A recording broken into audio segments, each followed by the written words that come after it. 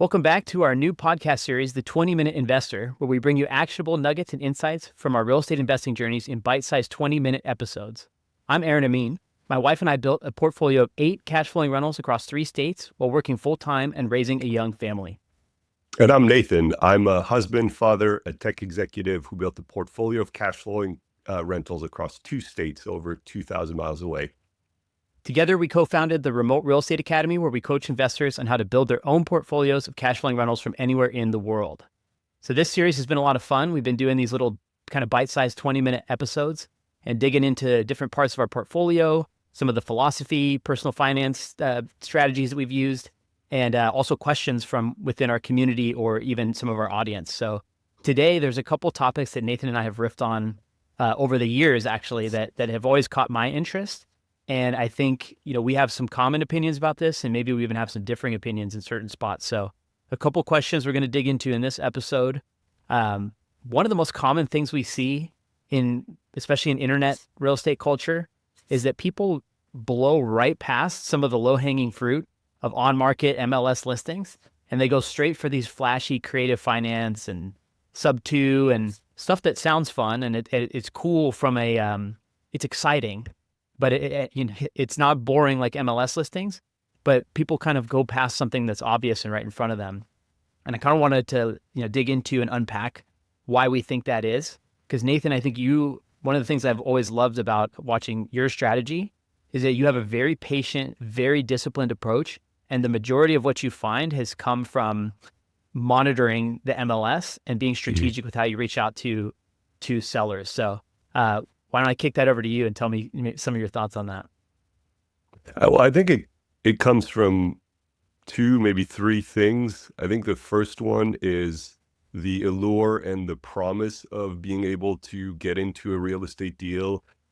In other words, be able to acquire a rental property without any of your money, right? Because oftentimes when you think about the buy, rehab, rent, refi, repeat, strategy, the BRRRR strategy, the way it's always pitched and sold is that you can, buy this rental property, fix it up, put somebody in there, refinance it, and get all your money out. So you got a rental property without having any of your money in the deal. So basically you bring whatever you need for the, initial down payment, but you get all of that back. So I think that is very attractive to folks. They're like, oh, this sounds fantastic because I can, grow a real estate portfolio essentially with no money. And I think that's also true of, other creative finance deals where you could do seller finance where you let's say today, as of this recording, interest rates for investors is what they're in the 7-8%, something like that. And you think about, seller finance and, I could negotiate with a seller who owns their property, outright, and I could get a 2% interest rate, interest only for 30 years and all this promise, which while it entirely is possible, I don't know how common that is. So I think, that's the main reason why people get, attracted to those, because you could get more favorable terms, which again, I think is true. It's just a question of how much effort do you want to put into, these endeavors to actually find and, put yourself in a situation where you have those opportunities. And as we've talked about in the past, I think for both of us, I'll speak for myself right now, it's not something I have time to do. Finding creative deals or finding creative finance deals is arguably a full-time job because you're, casting a super wide net and maybe catching one little thing from time to time, and then you got to negotiate and all of that. So I think that's one reason. The other thing that I've come across a lot is this impression that a property that is listed on the market, so Zillow, Redfin, Realtor, your agents, MLS system or whatever, the perception that people have that those listings are akin to a store. Like you go to your grocery store and you buy a loaf of bread, and the loaf of bread is, $3 or whatever, or $12 in California where I'm at. But that's the price tag on the thing that you're buying, and it will always and only ever be that. And then people run their numbers with those, properties and those prices and those quote price tags. and they can't find the cash flow that they're looking for, or whatever. So they quickly move on. And as we've talked about in the past, sorry, it's not like a grocery store where that price is fixed and it's a price tag. It's more of a what the seller wants for the property or what the seller thinks the property is worth, but it's not what you have to buy it for. And when you can kind of switch that mental mindset to be like, this is listed at, 200 grand or whatever, I need to buy it for 150 for my numbers to work, that you can actually do that. But I think people either don't know that, don't realize that, don't feel comfortable doing it maybe. And I think that's where that comes from, why people kind of blow past MLS stuff. Yeah, it's a lot of behavioral psychology, right? Like people are maybe skeptical, like you said, of when something hits the market, like, oh, has it already been either, is there something wrong with it? They couldn't get rid of it like in their own right, or like, is it priced the way it should be? I think one of the biggest things we've noticed with our students in the academy is that there's this default assumption that the list price is what you have to pay for it, like you said.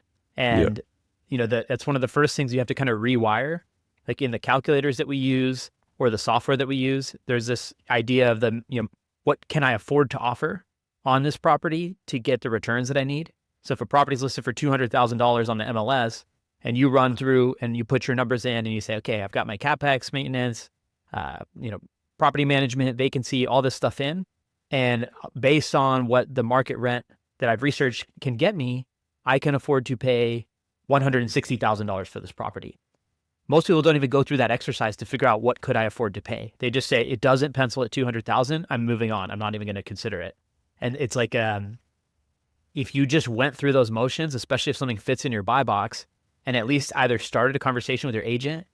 I know you and I have both talked about how like it doesn't take more than 5 minutes to go into a software like Deal Check, plug in an address, run some basic comps, double check it with a couple other databases, and then use the little interactive share link, kick that over to your agent and say, hey, I saw this property came across, it fits the parameters of what I'm looking for, but I can only afford to pay this based on my math. Can you submit the offer, right? And in that example I mentioned before, $200,000 list price, I can afford to pay 160. Well, if your agent knows you and they know that you're a buyer that can close deals, you have a portfolio, you have some credibility and understanding of the market, and this is an educated, offer that you're making, they'll put it in front of the seller, and the seller or the seller's agent will either say no or they'll counter, and whatever the outcome is, you either started a conversation or you move on. And if you start thinking about it that way and you do that at a high enough volume, you will likely at some point end up in a deal, and you'll end up in a deal that you can afford to be in. Because if you never offer something more than what you can afford based on the returns you need, then you won't have any issues. Now, the flip side of that is that the off-market deals, if somebody hasn't even listed their home for sale, you're not anchoring to any sort of market price. There has not been, you're more or less trying to persuade them or figure out if they have some sort of motivation and then match that to a price, usually which is way lower than what the market might sell or what they might list for on the open market. And it's a whole different game and it's a whole different skill set. I just think sometimes that's portrayed as being much easier than it is. But negotiating is not easy, especially with people who weren't planning to be in a negotiation, and then figuring out like a true market value for something, especially if it's a distressed asset. Like this is just, it's not easy. And I'm afraid that sometimes it's portrayed that way. So I don't know if you have any thoughts on that too. Yeah, I think you touched on it. I think the way I look at it is like these creative deals or off-market deals. One of the things that people don't realize, like when you're doing like Zillow or on-market type deals, then typically the sellers are in a position and expecting a transaction to happen. That's why they've listed their property, and they're expecting to go into conversations either themselves or between their listing agent and your buying agent, and then there's a kind of implied kind of transaction and conversation and slight negotiations that's gonna happen.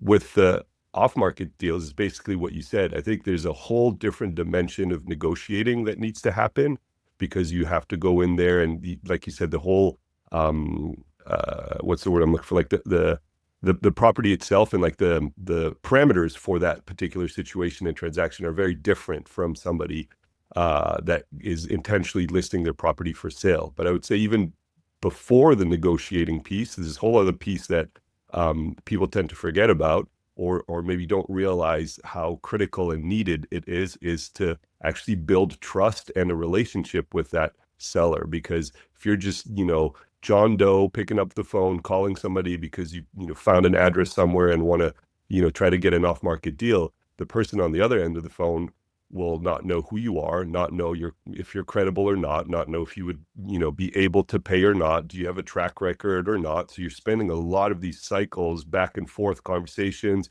probably multiple, phone conversations, just to build trust, build a relationship before you can get into a place where you can negotiate. Because, until they know you, until they trust you enough to actually have that conversation, they're not even going to enter into a negotiating conversation. And those things take skill, effort, practice. And it's just very different if you're doing off market versus on market. Yeah, and I think one thing important I want to just even click further on is the follow-up, the amount of time it takes to nurture and build those relationships. It's not just one phone conversation. Hey, I heard you, like it looks Yep. like you have a high equity in your house and you're a tired landlord because I looked it up on PropStream. Do you want to sell your house? And they say, oh yeah, sure. And then you negotiate a price and all of a sudden you sell. It's like, no, that's, it's usually the first conversation. You don't even know if they want to or not, or maybe they've been getting bombarded by other people who found their name on a list and you're Yep. competing for their attention. And you may or may not even like get to the point of having a conversation in the first, like they might not answer, or if they do, they might be hostile. Like you got to like Mhm. push past a lot of these barriers. And then if you're not a good steward of that relationship, meaning they might say, call me in 4 months. And if you don't call them in 4 months, like you've wasted time. And if you do Yep. call them in 4 months, they might say, call me in 3 months. And you have to almost assert a little bit and say, okay, well, like you have to learn their situation, like what it is that might be motivating them to even talk to you. And then figure out like, how can I come up with a creative solution that solves this person's problem and still fits within my parameters? It's a ton of moving pieces. And I think what I came to the conclusion, because I think you and I both at separate times considered doing off-market stuff, where, bringing in VAs and like booting up these systems. We've considered it, but then when you actually lay it out on the table and you realize like not only the money that you'd have to invest into marketing and operations, but the amount of effort of like just being a steward of those relationships, it's just too much. And if you make a mistake or if you miss a follow-up or if you're too slow to call somebody back, like they've moved on. Yep. And it would suck to pay, $1,000 or $2,000 to market for a lead. You get that lead and then, you're busy hanging out with your family and doing things that are important to you. And you didn't call the person back and they called the other wholesaler down the street and you just wasted 2 months or however much money. Like that always got to me. And that's ultimately why like I don't invest heavily in off market. Yeah, I think it's like we've said several times. It's almost, it's a different business. It's a different full-time job to find those deals. And the interesting thing is, you touched on it as well, talking about PropStream and the tools. Like, if I go to Zillow, Realtor, Redfin, whichever one, it's free for me to look up properties that are listed online for sale. If I want to start shopping for off-market deals, you need a different set of tools, a different, database to access those, where you can pull up information about which properties are not listed, which ones have high equity, which ones are owned by out-of-state investors, all this stuff. And typically, those tools aren't free. Usually they're, 150, 100, 150 bucks a month, which sometimes is a barrier to entry for some people. And let's assume the money piece, the 150 bucks a month for these tools, is not a barrier to entry for you. You then need to know how to use them. They're not straightforward. Just pull up Zillow and look at, city X to find single family homes that are listed for sale. You've got to know how to filter, sort, find what to look for, what high equity means, what situations a seller might be more potentially ready to sell in an off market deal. And all of that just takes, skill, practice, training, money, all of which you can avoid if you're just buying properties off of Zillow. And I think, I will speak for myself and you tell me if you disagree, but I'm not trying to knock the off market or direct to seller strategies. They're actually very effective. And I know a lot of people, and we've in our network built a lot of relationships with investors who have had a lot of success with that. That is just not the way of the 20-minute investor and this kind of system that Exactly. we are teaching, which is that, hey, we have our jobs, we have our families, we have our health, we have our hobbies, we have all this other stuff competing for that attention. and time. And if we give up, the more cycles we give up to things like cold calling or like, text follow-ups, you can automate a lot of that stuff, but you're investing all this time and money into something. You feel the pressure that you must make that succeed, and it ends up pulling away from these other areas of your life. So I think what we're saying is that there are tools like Zillow, even DealCheck is free. They have a free version. Like you could take those two tools and a relationship with an agent and a property manager, you build your team, and for $0 a month, you can go and like make sure that you're offering on every single property that fits your buy box. You're, in your case, one other topic to hit on is like monitoring if a seller initially rejected your offer, but their property's been on the market for 70 days, 80 days, and then they pull it off. You can find, if you're paying close enough attention, you can engage with that person, try and restart the conversation. All this stuff costs no money, and it doesn't cost that much time either. Yeah. So maybe if you can like explain how you have monitored also that scenario I just mentioned, where when a listing stretches out or when they pull it off the market, you have a really good re-engagement strategy. So maybe you could explain how you do that too. Yeah, I mean, it's frankly very simple because all these tools online, I use Zillow, but it's the same with Realtor, Redfin. They all do the same thing, but I use the features of those sites that just make it easy for me. It starts with just specifying, what it is that I'm looking for. So I have like this preset and saved search criteria for, specific zip codes, specific types of properties. So single family home, 3-bed, 2-bath, garage, basement in these school districts. And that's saved as my buy box. We talk about that in the course as well, but that's saved in Zillow, which means every time a property that pops up on the market that, matches those criteria, I will get an email from Zillow in my inbox, and then I could just go do a quick scan, see if it more or less fits my buy box. If it does, I just hit that little heart, button in Zillow, and I don't know if it's a heart in Redfin or Realtor, but that, save this property, feature, whatever. And then what that means is like automatically, anytime anything happens to that property, somebody submits an offer on it, or it goes off market, right? Or a price decrease happens for that property, or it gets pulled off market, I get a notification from Zillow that just said, hey, this happened to this property. So I use that to just monitor and keep track of these specific properties in addition to putting them in a spreadsheet. But that, I would argue, is maybe not even necessary. And anytime I see, because I've set it up that way, I could see and track what's happening to all these properties that fit my criteria, my buy box. And then when I see 1, 2, 3 price drops, then maybe I jump in with an offer that makes sense to me at the price that makes sense for our numbers. Or when I see it get pulled off of, the market, I go to my agent and say, hey, let's just engage with the seller, see what's happened. Maybe they don't want to sell anymore. Maybe they weren't able to sell anymore. And if they weren't able to sell anymore, maybe they'd be open to an offer from us, right? I like to monitor those things as well. And a lot of the deals that we've had, some of the best deals that we've closed on were those that went pending, meaning some other buyer, offered on the property. It went under contract, so the offer was accepted, and then something throughout the diligence process fell through. Who knows what it is? I don't really care. But they did not close on that transaction, so the seller puts it back on the market. And when I see that, I typically try to be the first to offer the minute I see that come through in my email to say, hey, agent, please help me. This is back on market. I want to go in aggressive. And the premise of that is simply the seller, I think it's more psychology, like you were saying before, and how true or how measurable this is, I have no idea. But the seller was anxious and excited to be in a transaction thinking they would sell their property that now fell through. And I can be their solution by coming in with a solid track record and just being, hey, I'll do it, but here are the conditions. And I think that has some power, some leverage for the sellers. So yeah, that's my system, I guess, in a nutshell. And it costs nothing. It costs nothing, and it costs no more than my 20 minutes a day that I have to put into this. Whereas if I had to build a business and do cold calling and all that stuff, then I'd be starting a new job, and I don't want a new job. Love it. Well, there you go. Nathan and Aaron's take on why ignoring the low-hanging fruit of the MLS is perhaps one of the biggest pitfalls we see people fall into, and why we're here to hopefully provide a different viewpoint on how you can make better use of the MLS. So if you like this episode, drop a comment, shoot us an email. We'd love to chat about this and hear how you feel about it too. And we will catch you next time. Thank you for making it to the end of today's episode. As you may know, podcasts are very difficult to grow organically. If you're getting value from today's episode, I'd deeply appreciate if you can take 30 seconds to leave my show a 5-star rating and review. This will go a long way to help me reach more listeners just like you. Thank you so much in advance.